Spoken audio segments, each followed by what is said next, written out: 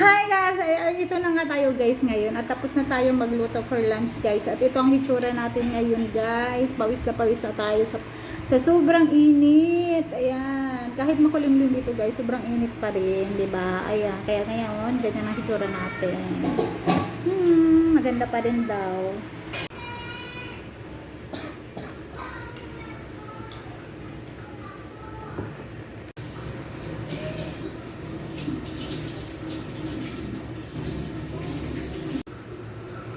Uy, huwag mong tanggalin yan.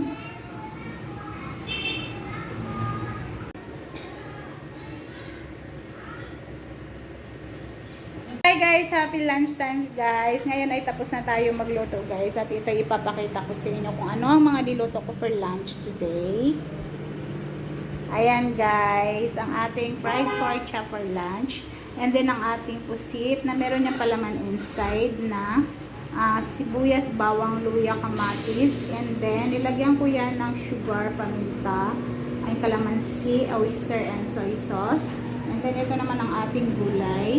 Ito naman ang ating fish for lunch. Ayan, ang sarap ng ating ulam for today lunch guys.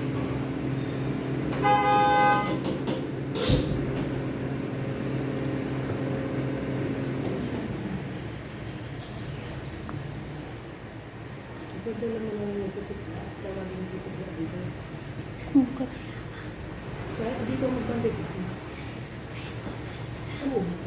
Aakit lang to ni Kulit. Pababayin siya. Bantay mo siya.